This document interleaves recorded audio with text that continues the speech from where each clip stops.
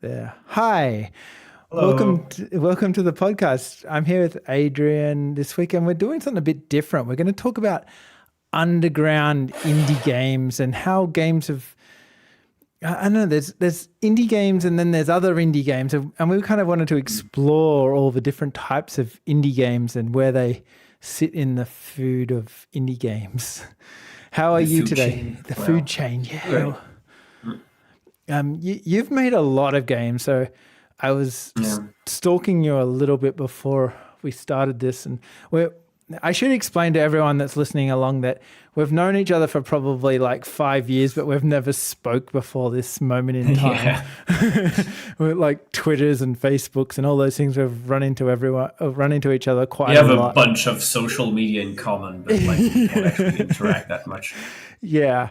But then you speak to these people and you're like, oh, we're actually normal people, kinda. Yeah, we're humans.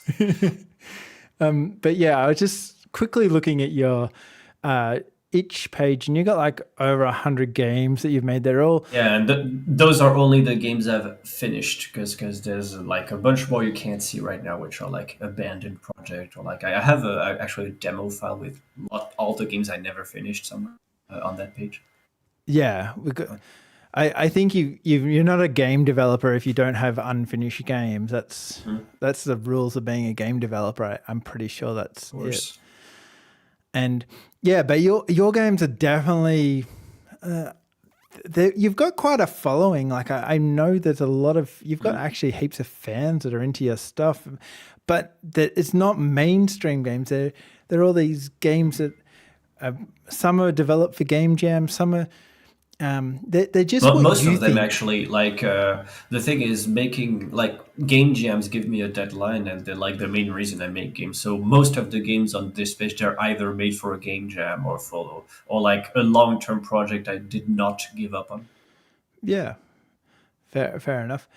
And so let's just start with, I suppose, where what games you liked as that inspired you to kind of start in this underground indie world of game making that you like.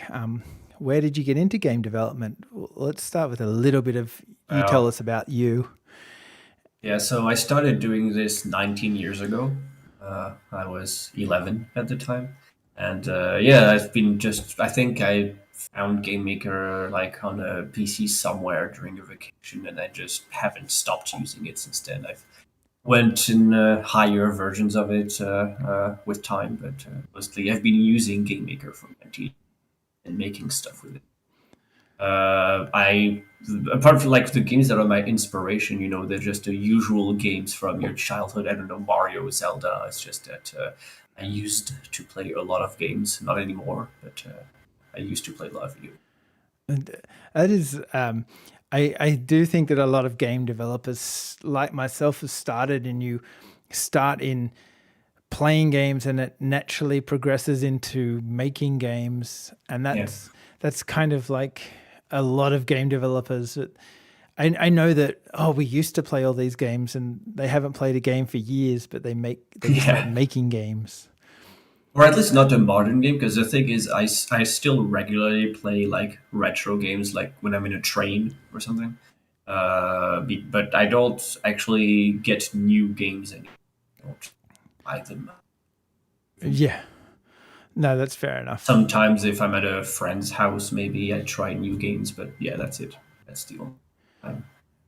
Yeah, well, you're well. When I think of indie games, because there's two kind of sides to indie games. Like I was saying before, there's indie games that when people think of indie games, they go, "Oh, Stardew Valley" and games like that.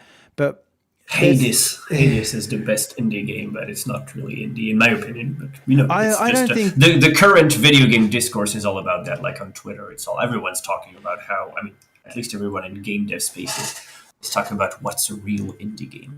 yeah. And there should be classifications because we go from AAA straight down to indie, and there's like a whole lot of room in between and there's probably a bit of room below that where games kind of fit into this room. But like indie games should be individually published by the developer. So Hades is not published by a developer. I don't think. But they still use it they still use indie as a marketing term. Like there are some people who buy Hades because it's the best indie game or something. Yeah. And it is a marketing term. It's really effective sometimes. And sometimes it's really negative too, because people associate indie games with being crap games. Like, Yeah, that's actually. I think it was on Kickstarter or something that they had. I'm not sure. It was some kind of kickstarting platform where they had an icon for kickstarting indie games, and it was someone taking a shit. Like that was the icon for indie games. I can't find it, but like it was it made people very angry. Yeah. Well, because the indie games are always people's children almost, where they've spent sometimes years, sometimes days, but sometimes a long period of time making this, and then people go, "Hey, that's a crap game," but they've spent so long and they love it so much that they find it so offensive. But but Undertale is one that I think still fits in the kind of the top of the indie games, but it's probably the most, for me, most. It kind of does, and also like in terms of the whole marketing, publishing, money side of stuff, like the Undertale 2, I guess Deltarune. What I really like about it is like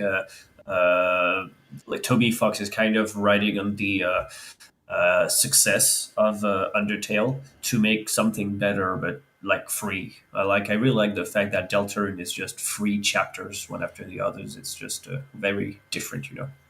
Yeah, but I associate a lot of the games you make with kind of an Undertale vibe. Like they've got that vibe. I think you've done really well at that, and because you're good at storytelling, and that's something that indie games I think can do better than AAA games, is have like a unique story that they don't have to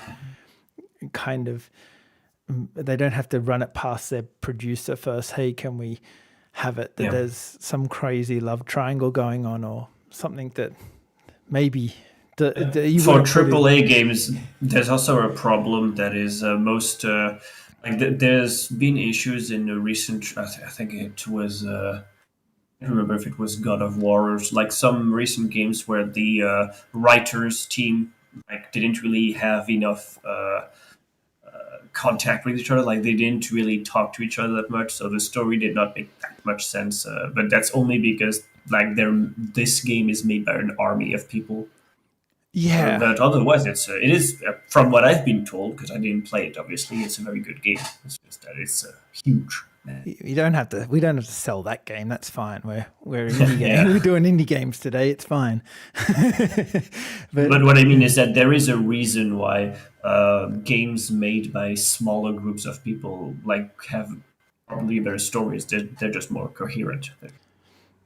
Yeah, I get. Yeah, I can see that point of view, because it's definitely many people kind of coming together to, less people coming together. I find I'm building a game at the moment, and I've got 2.5 people, 3 people. Well, it's 3 people, but one guy's he's just doing music mostly, and so he's not putting into the game design process as much. He does give us some feedback, but anyway, my point was that having just more than one person is actually, you have so many different opinions, and you've kind of got to work out where you want to take it. It is harder. It's harder in that way, but then it's easier in that way as well, because then when you're one person, you have an opinion and you go, "Oh, this is what I want it to be," and you don't have to argue with anyone. You just put that in, and it might be crap, it might be terrible, but you like that idea. Usually, I just argue with the playtesters. Like I just send the game to random people on Discord. Hey, can you test that? And I add last minute changes depending on their feedback. Sometimes.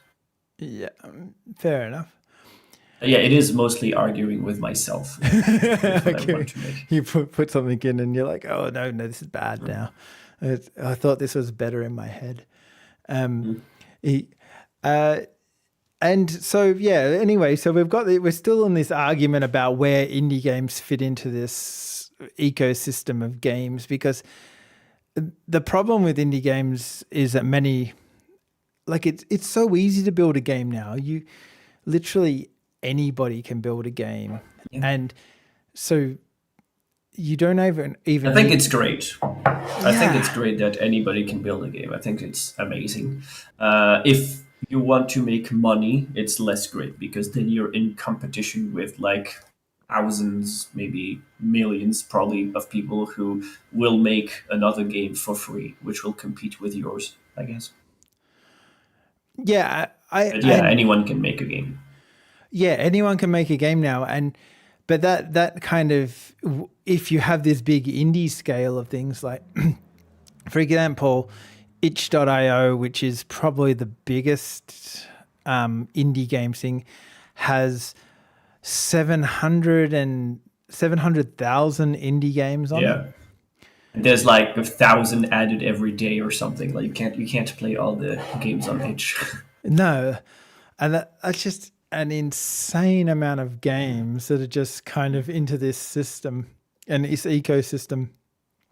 And if 1,000 games get released today, you're probably assuming that 10 of them will be okay. So there's probably 990 bad games that are kind Not of. really. I just assume that 10 of them will be played. It doesn't matter if they're like Well, yeah, that's good true or not. too. Yeah.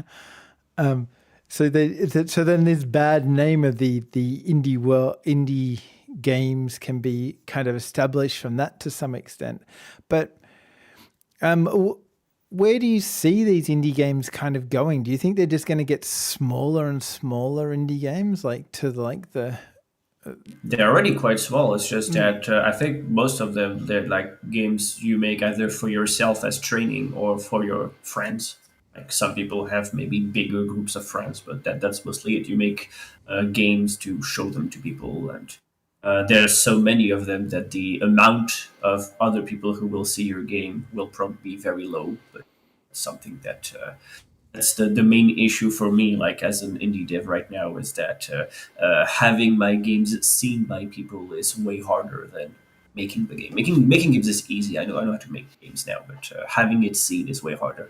Marketing, all that. Yeah, that's true.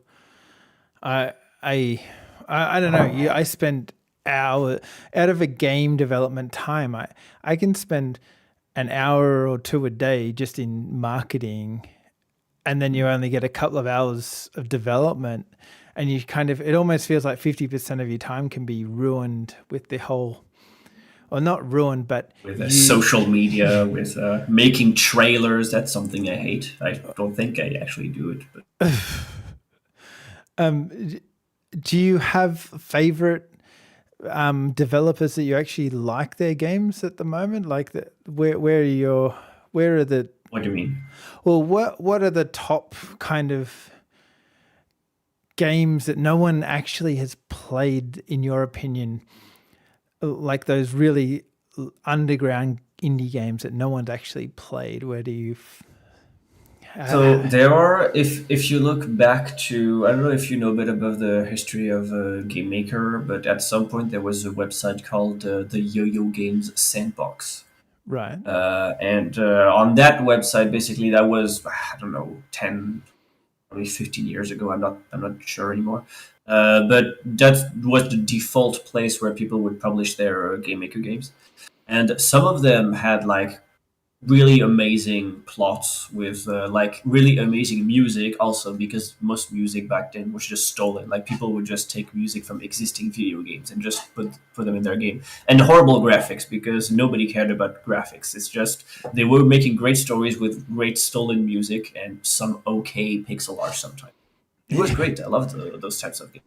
Yeah. And I think, like, if I would have to name, like, if you want me to give a shout out to one game specific, Yeah. it's called Omnistasis. It's made by a person called David. Moreno. You'll probably find he's on they're on my Discord server, and it's basically a game about religion, philosophy, science, everything. It was very inspirational for me, but I'm pretty sure nearly no one has played it. And Okay. it has bad graphics, it has stolen music, but it has amazing animation. And obviously an amazing idea that Yeah, amazing story. yeah, that that's probably one thing that yeah, the stories are pretty cool. Um, I was really interested today to find out about how game jams are about 21 years old. Did you know like the first game jam was in 2000? Let me just have a look at this. You mean like Ludum Dare? Yeah, 2002. That was started. That's That's wow. April 2002, 18 participants. Amazing. Yeah, I'm looking at the same Google page. yeah, that's what I was It looking doesn't at. really surprise me because for me, like in my mind, Ludum Dare has always existed. So Yeah, I know. I've always heard about it as I was going through doing game development. I was like, I've always heard them there, and I've thought, this is this is game jams. You know, do you think game jams are dying now or no, growing? no, I'm not sure if they're growing. Like the number of people taking part in game jams and the number of game jams being hosted is definitely higher than ever before because it's really easy on itch to host a jam. I think that every game dev Discord server has their jams, their own jams at some point. Like it's just very easy to set up. So I think there's more and more of them. I'm not sure they're more popular or even less popular than ever. But like at least for me, that's how I make games. I just find a game jam to take part in and I make it. I'm very sure I've made some games, like I think two of them for your game jams as well, like for Yeah, I the think Yoga server game jams. yeah, I think so. I think you won. You won one of them too. You Yeah, I did. I did win congratulations one for leading. with a game that took me 1 hour. I think literally the name of the game was I only had 1 hour to make a game, so I won the wasted resource. Yeah, that was So, something. It was something like that. But it was. I enjoyed that game because it reminded me of those old, like a Mario type games, like maybe more. What's that? Not Mega Man. The Alex the Kid kind of thing, kind oh of yeah, like vibe. Commander Keen maybe.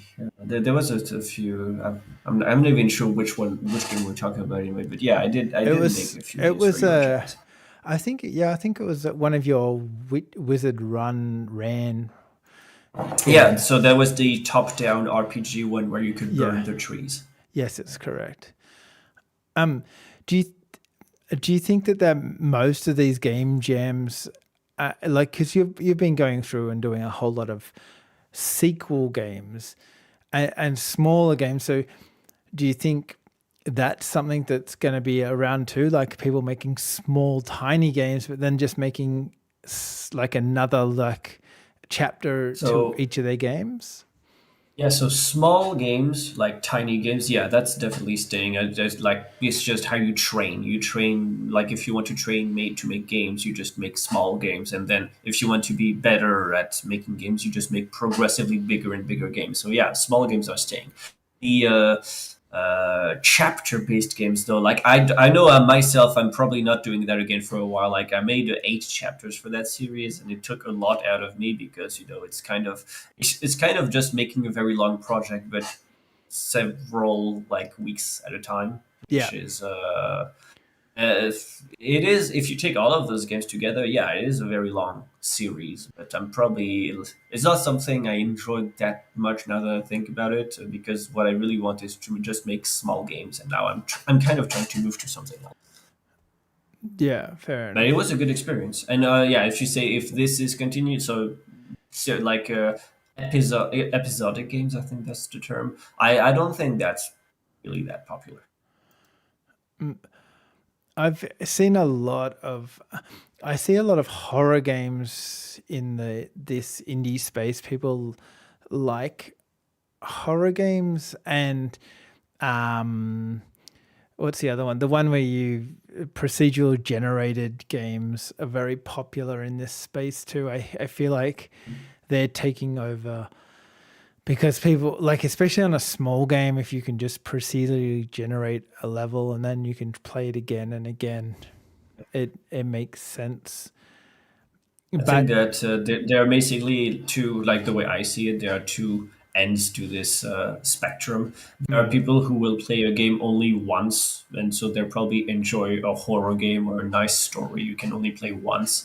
And there are people who just want to have high amounts of replayability. Like some people judge a game by the amount of hours it will give them, and so having procedural generation and a bunch of random events will definitely make your game like your gameplay time longer. I think any roguelike like The Binding of Isaac, maybe XCOM. I know I've played a lot of XCOM too because like it's one of the only AAA games I've played lately. Because it is endlessly replayable. But also, I feel like there's a trend in modern AAA games to just extend the playtime of a game artificially, like by putting, I don't know, there's some still games with unskippable cutscenes or long amounts of walking. Like The Witcher 3 is an amazing game, but I'm never finishing it. Like it's way too big for me. it's too big. I I finished it, but only one version. But my favorite thing about indie games is that they can be about 5 hours. That's the sweet Yeah. spot for games. You can Or five finish. minutes. Well, five I hours is like the five okay. minutes one. It's like because I don't watch a lot of movies, so like 5 minutes, 5 hours to me is okay. That's two movies, you know. Yeah, it's a nice amount of time, but Or like uh, it's like binge watching an entire season of anime. It's about five yeah, hours. yeah, there you go. Same kind of thing if you're into that kind of thing. So yeah, I think that's okay for that part of it. Um, where was I going to lead this into? I've forgotten for the life of me. But a lot of those games seem to be thing. I think that the next generation of indie games is going down the cozy path. Have you heard of cozy games before? Oh, what's so? I mean, I see what you're talking about, but I've never heard of the marketing term cozy games. So please explain. It's it's what games that are designed not necessarily to be hard or all of those type of things. Are games that are kind of designed to be just like packing a suitcase Chill. or like the unpacking game. Have you ever seen that one where you? Oh yeah, the isometric one. Yeah, yeah. Yeah, It's yeah, yeah, good. yeah. But it's not hard or anything. It's just kind of Doesn't like need to be. OCD kind of thing that you can kind of do and just enjoy and relax to, that kind of thing.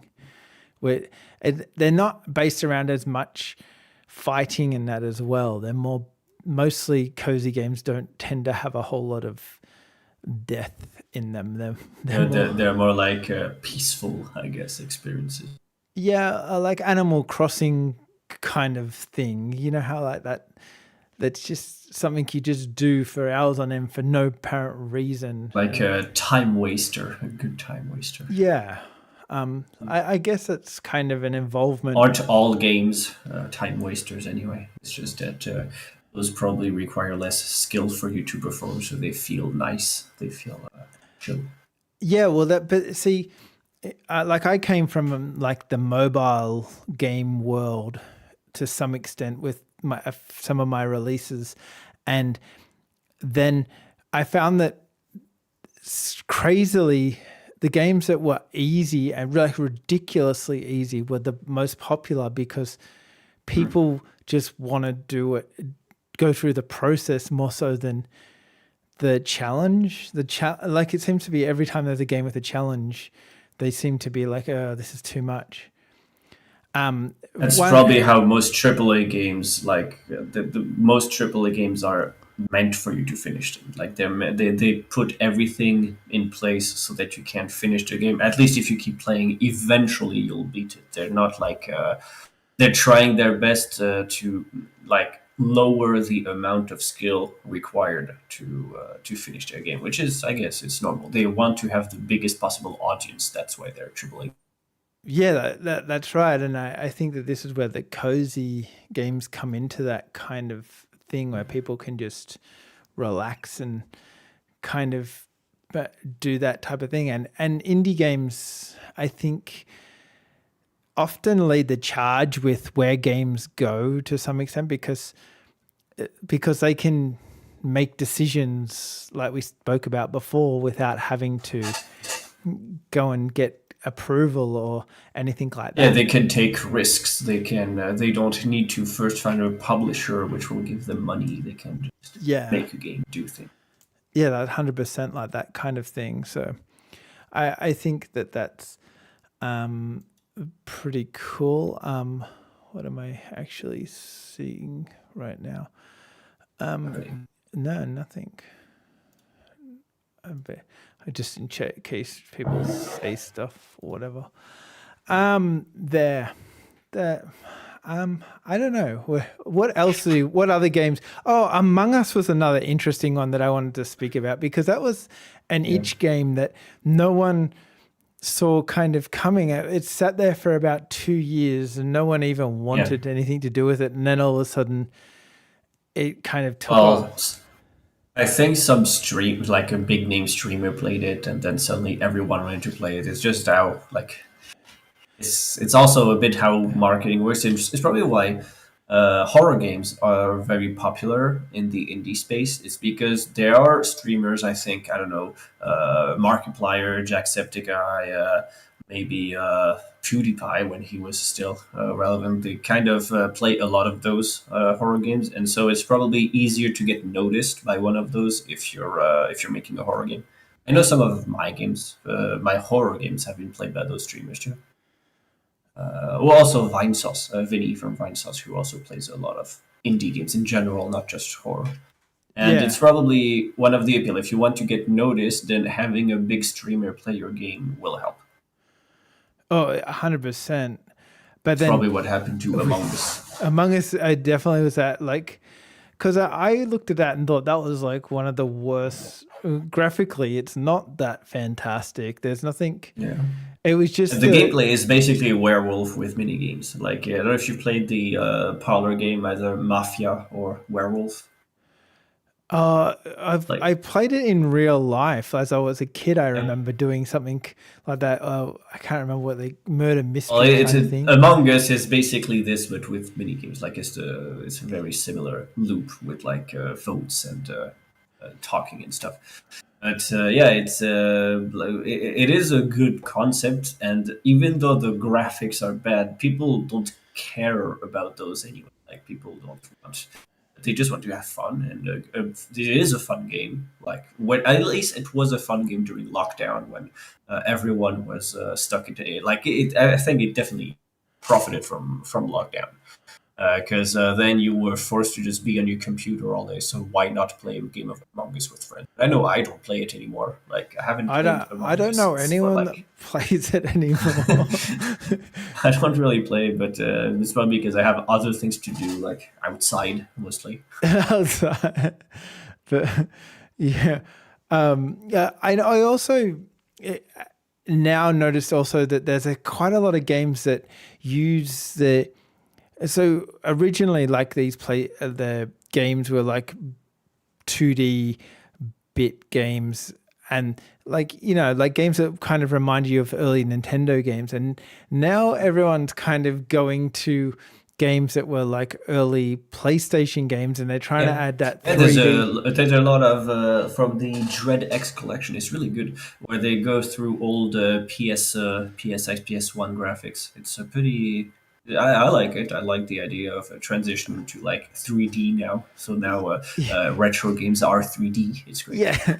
So we're playing them again like 20 years later, but they're actually done really, really well. That they're probably something that you could never even run on a PlayStation 1. Probably not. Yeah.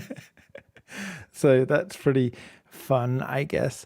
I mean, I'm pretty sure there's a bunch of pixel art games made with Game Maker which would not run on an NES, or like they would just take way too many resources. But that's probably because the engine is not very optimized.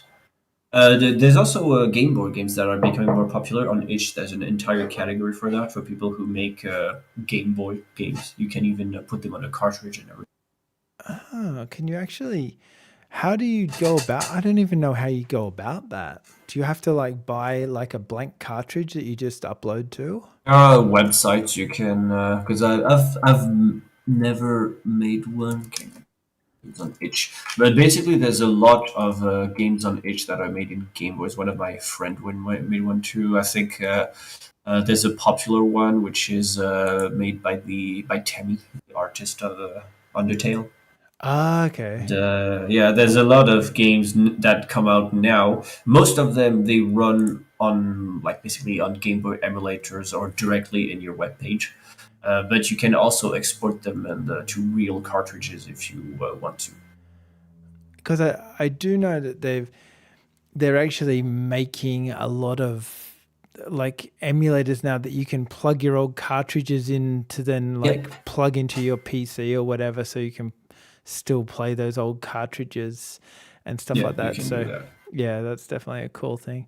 I it's just kind of it's kind of funny how it's evolving forwards, but from the back forward. So if you go on that theory, you kind of next we have to go to Nintendo 64 styling and oh Yeah, well, it's already kind of the case because like the Nintendo Switch Online is trying to put those back on their storefront. So yeah, the Nintendo 64 games are becoming popular again. Right? except the control. I tried to play Oh yeah, the that controls are horrible. Bond and I could not even shoot anyone. I could not aim with. But then you played it Yeah. on Xbox and they recalibrated the controls and it was fine. Yeah, they make it better. They also the I tried playing Pokemon Stadium, and the controls. I don't know if you've ever played that one, but it's a game where whenever you select attacks, you have to use the C buttons. So like basically the right stick. But on the original controller, it was buttons. You had like the right button, the left button, etc. On the regular Switch now, it's the right analog stick, which means that like the slightest movement you do will select the move for you. Oh, If your Joy-Con is drifting, it will like something automatically stupid and select. like Oh, yeah, like it's really hard to play Pokemon Stadium on the Switch Online. yeah. Thank you, Nintendo. It's such a good console though. I haven't. I'm surprised that they haven't kind of worked out how to put itch or something on there that you can play all these little itch games via the Nintendo portal. Like that would be cool Yeah, if it. I mean, I don't think they would be because I think most games on the Switch store still have to be Nintendo approved. Yeah, Or that's have true. To have a like portal. they don't want you to download a game that will crash your Switch or something. Yeah, that's probably true. Yeah. So, yeah, it's interesting how the whole world evolves. Have you got any other games you wanted to talk about today? Like, Not really. Like there's a lot of games out there. We can't just talk about games like this, but mostly, well, mostly if we were talking about bad like jam games. I don't know if you've ever taken part in my own game jam, Breakers Toolkit Jam, which I went to. I did Is take this part. familiar? I did, and I made like just I remember I watched the stream of you playing it. Everything. Yes, your game Yeah. is the one that said everything, everything, everything. Yeah, Yeah. it was Oh, just great. I everything, enjoyed it. everything. I remember it. I played all of them. I played all of those band games. I remember every single one of them. I like it. I think if I was going to make a bad game next, I think I would, because my most hated thing of the older games is the inverted analog stick. So I would just make a game that you had to play with inverted sticks just to like really hurt people. There's probably people that like that, but I just hate that. Yeah. Honestly, if you like, just having it invert the sticks is not that hard. But imagine a game which regularly changes your control scheme that to invert the sticks like just randomly. That would be amazing. That would be stupid. Yeah, I can imagine that. That would be pretty fun. Um, the ball. Have you ever seen the Baldies ones? Which they're terrible looking in Yeah, game. Baldi's Basics. They actually are extremely popular on Game Jolt out of all websites, and Yeah, they're functional horror games with a horrible like mini games. I think there's like a rope jump mini game. yeah, yeah, yeah, yeah. Um, and they're kind of in the same vein of the Freddy game, the Five Nights at Freddy's game. Oh, my kids play these games. Yeah, the whole platform Game Jolt is definitely like marketed towards kids now. It's their main audience is kids. Just, I guess I don't really put my content on there anymore. So I haven't been onto Game Drop for a long time. It kind of went too virusy for me. It was.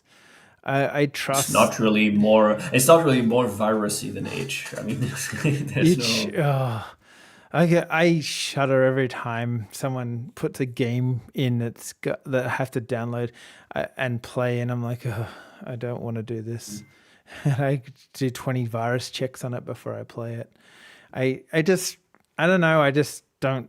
I like playing web browser games. I think web browser games are Because great. they're safer. That's also the thing by making web games like HTML5 games. You guarantee that at least some people will just click your game even if they don't need to download it. Like it does feel safer. Like the many browser games have been optimized to not break your browser or to just not break your PC in general. Well, I think there's a HTML6 games. The next Really? version. Yeah, there's No. another version of it coming, which then what happens is it actually uses your graphics card to play the game, so you get a whole Some of you them work too. Like yeah. you can use what was it? It's WebGL to on a bit on a few browser games, mostly the Unity ones, because there are a few 3D Unity games which run in your browser, which makes no sense to me, but they do use your graphics card, Yeah. and also they don't really work on Firefox. Like for some reason, Firefox doesn't really deal with your graphics card that well. Yeah, I mostly use Google Chrome at the Chrome, yeah. moment. Yeah, I can't I can't do Microsoft stuff. I try not to, but yeah, it's all fine. But yeah, I do you think that we have to have pixel games for indie games? Because Not really. a lot of people tend to go down that path, and I don't. I think there's a lot of people that don't understand how easy 3D modeling can be, and they just start by drawing a couple of dots on the screen and go, "Okay, this is like a game thing," and they don't even try other art forms. It's just like, oh, I want to make an indie game. Yeah. I'm going to make a pixel game. Um, I know you do a I lot of. think it is easier. Like from having made a lot of games with pixel art and some of them not really, it's definitely easier to make pixel art graphics. At least for me, there are some people who will probably be better at 3D modeling. That's not really my case. So Yeah, that's true. I think that they're. like whenever I make 3D games, I kind of still default to 2D pixel art for my graphics anyway because I know how to make those, even if the game itself has 3D physics. What about if you have a box and then you put 2D sprites on it to make it into like a 3D? Do you do things like that? Yeah, I did. I did. Yeah. For instance, the third episode of the Wizard Round is like this. The one, like the series I've been making for a while. It's basically just like squares with sprites, a Yeah, 3D environment. no, that's fair enough. Oh, but yeah. I what? Also, I Okay. think there's a performance issue sometimes with 3D games. Like some people just don't have graphics cards. they exist and they still want to I play games. I think it depends really if you how many triangles you have in the game. Yeah. So if you don't know about if you have a person, for example, now I can model it so that hand has a lot of triangles, which will make it actually like impossible to run on anything. Or I can make that hand with 4 triangles, and then it will be quite. So it depends on how well you optimize that part. It's the Which is same probably as also why PS1 games are getting popular because I'm pretty sure you can run some of them in your browser, like or some yeah. PS1 like games because they have low poly Yeah, graphics. I love low poly. I think it's fantastic.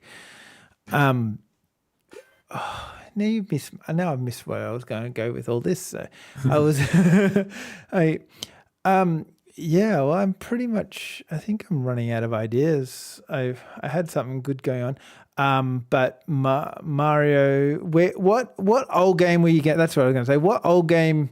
A lot of indie games have brought back on old games. What old game would you like to bring back? Is there an old game that you think would be like really What cool to can make? you? What does bring back mean? Because Well, I can if you probably could play most make, of them on you make. could, Yeah. yeah, but you could make, and then like it would become super popular because no one's heard of that old game, or it's like yeah, an old game that people are like, oh, I wish that's so it's kind of based off this old game, but like reinvented it. Which old game could you reinvent? Okay, that's a better question. Wow. I did try Gargoyle's Quest a few times. It's like a Ghost and Goblin spin-off, less known than the Ghost and Goblin series, but for me, it's like one of the best games on the Game Boy. Oh, okay. And yeah, that's probably it. Like it was amazing. I don't really have any because like if you ask me about old games, I'm gonna answer Mario, Zelda, Pokemon. Mm. Like yeah, I would like to see a new Pokemon game, which is not like the bad Pokemon games we have right now. Because like it's been like 3, 4 games in a row where they're just bad. They're just the new Pokemon games. They just have a ton of Pokemons in them, sure, but the graphics are subpar. Even though I usually don't care about graphics, I do care about slowdowns, and those latest Pokemon games are just not optimized. And it's just they're full of glitches, and I don't usually care about glitches, but they've also gated most speedrunning options in that game. Like if you actually want to speedrun Pokemon Scarlet and Violet, Mm. they make it impossible. Even though the game is full of glitches, they know there's glitches, but you can't really exploit them. This is something I really don't like in later games. It, Zelda is fine. Like but the Tears of the Kingdom is fine. I feel like that's what you used to do in a lot of old games. Is you would Mm. there was a boss fight, and you would go, "Hey, Kay, I'm going to go and hide behind this post, and he can't hit me, Yeah. but I can still shoot if I'm precisely on this angle." And it was kind of like exploiting glitches that made early games playable almost. Yeah, that's great. Of course, that's Yeah, something I like. That's something I think most people who play games like finding little tricks like that, like yeah. cheating. Yeah, But well, it makes you feel it's just good. not fun to do it in recent games usually. Well, games have got so much better that they've got rid of all these little box colliding issues and things like that that were I'm not probably sure about that. I'm not sure about that because, like, as I said, like this Pokemon game is extremely glitchy. It's extremely like they did not really like get rid I of the didn't buy collision Violet, issues. and Yeah, don't do it. You don't need to. I read about it, and I'm like, oh, this is so bad, but I'm not going to do that. But but I feel like that's indie games. Like sometimes they have these little glitches, and that people go, oh, this is Yeah, fun to actually play like yeah, of this course. because I can. I'm finding ways to play it, and that's enjoyable to kind of Glitches are exploit the. fun. Yeah, I feel maybe that's the next game jam. Just game jam that Make a game has full of glitches. glitches. I think you did that one time. Well, no, it was probably just the Game Breaker's toolkit jam to just make I don't think the goal was to have glitches. It's just the goal was to make a bad game. So having glitches obviously leads to like having a bad game sometimes. Yeah, but maybe good glitches. That would be the game jam. So it's only good glitches. So you can fall through the floor, but there's heaps of money down underneath the floor that you couldn't if you found the exact spot of the game to fall through the floor.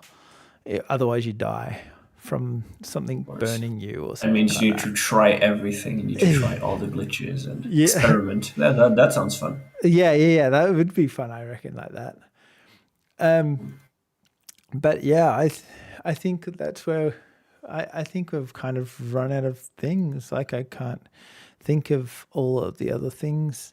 I feel like we talked a lot about where indie games are going. We've got the underground indie games. Kind of we still don't know. I still feel like there should be like indie game, something game, AAA game. I feel like there should be a middle category for like Yeah, this it's a bit of a fuzzy area. If you want, the way I see it is just you can have hobbyist game devs who just like make whatever they want, and professional game devs who actually want try to make money.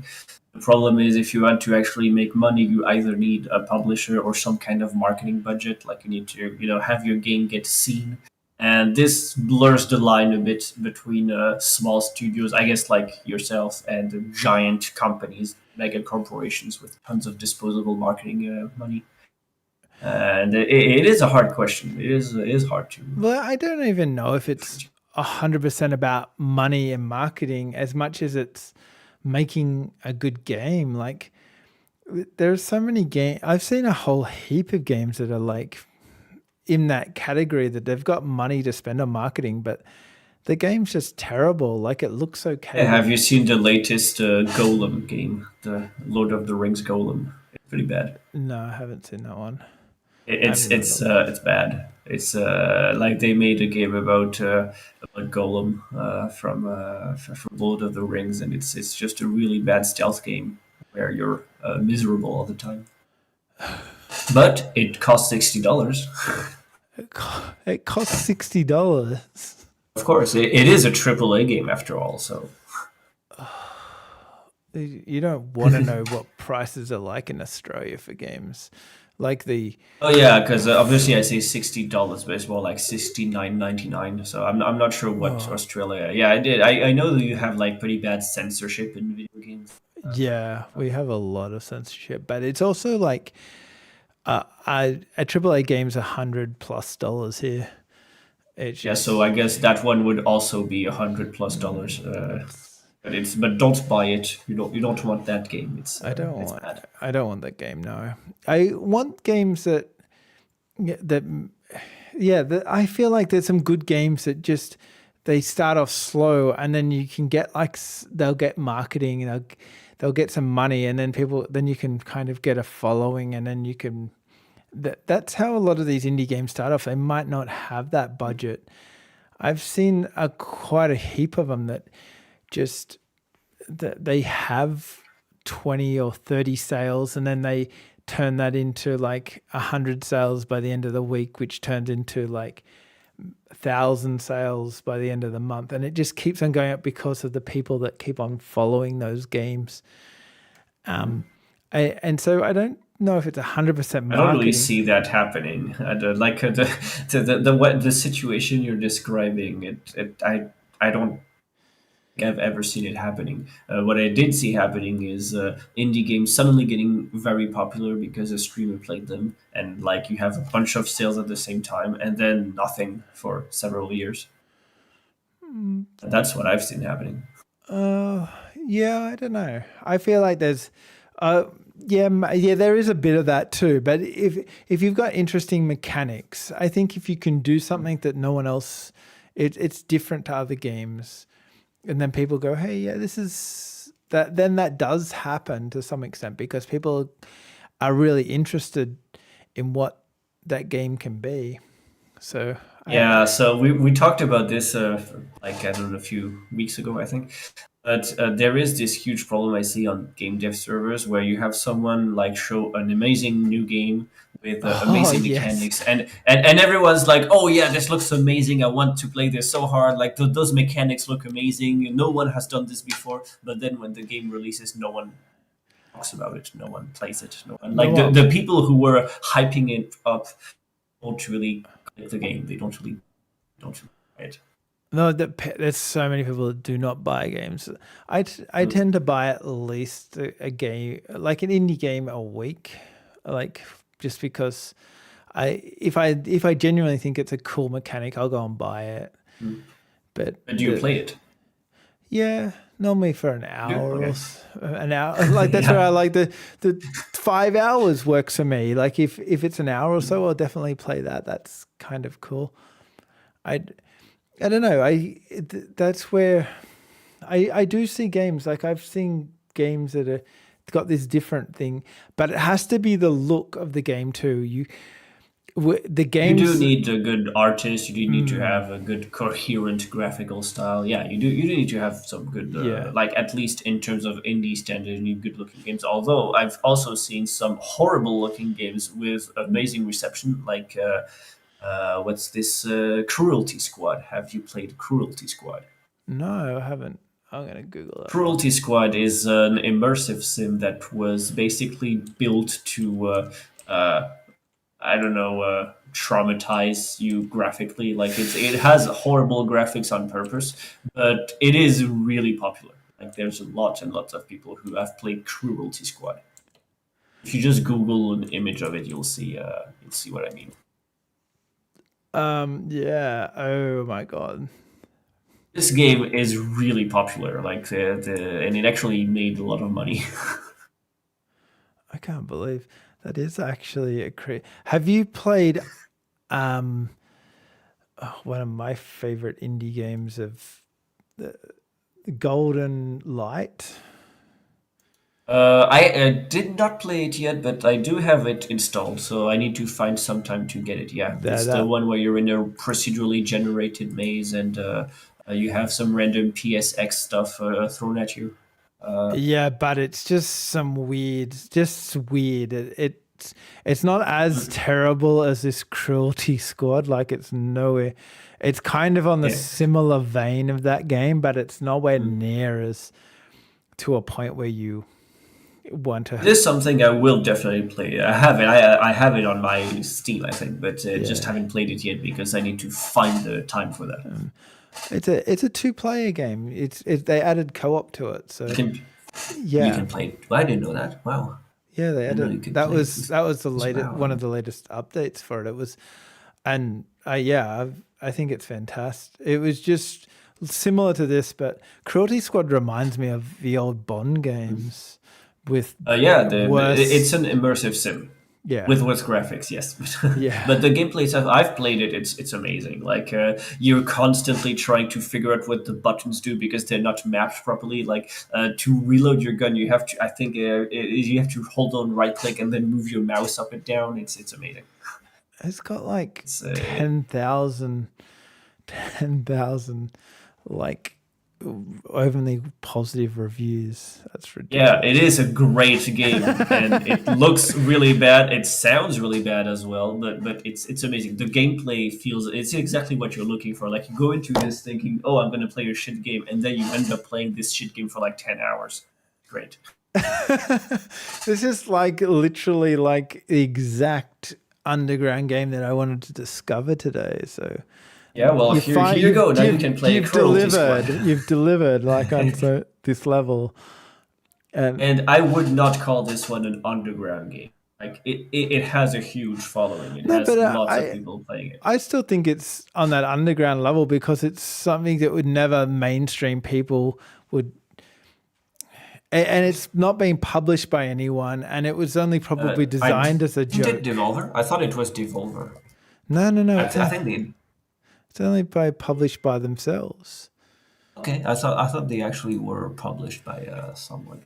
No, unless it was for a small period and then they gave it back to them. But No, yeah, you're right. I can't.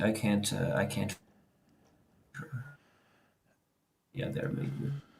published it themselves. Wow, amazing! Yeah. See, that's a real indie game. That's the Yeah. real deal. That's what I'm saying. The real deal is, so yeah, I feel like they need to be like a mid dev or a B double B game. Double B would work. Double A. No, we get kind of in between that. That's double B. We have quadruple A now.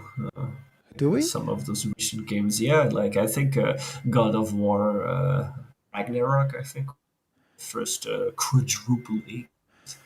Or I there's do. something about GTA 6.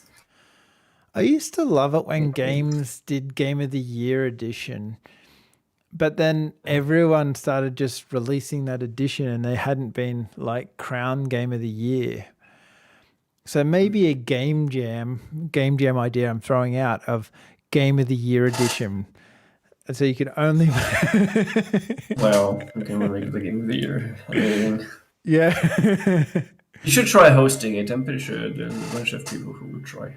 To try to make the Game of the Year in first iteration.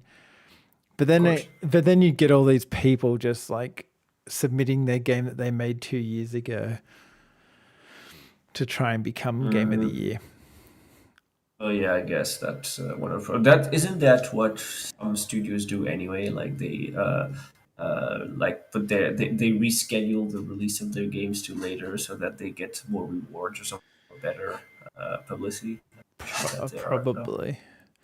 Like Skyrim, didn't Skyrim get re-released constantly with a bunch of different editions? Oh yeah, that one definitely did. That was Skyrim was always getting released. They released a new copy each week. Skyrim Black, Skyrim Yellow, Skyrim. There was so many different Skyrims, but I don't know. I'm gonna go and I'm gonna add that to my wish list. But yeah, that's just crazy cool. But yeah, I don't know. Oh well, we've left me on a high, so let's do that. Let's leave and let's talk about this another time. But thank you for your Have time. fun playing Cruelty Scrap. I will definitely. See you Yeah. another time. Thank you for stopping by, enjoying this. This is an interesting chat. I enjoyed it. But yeah, goodbye. Yeah.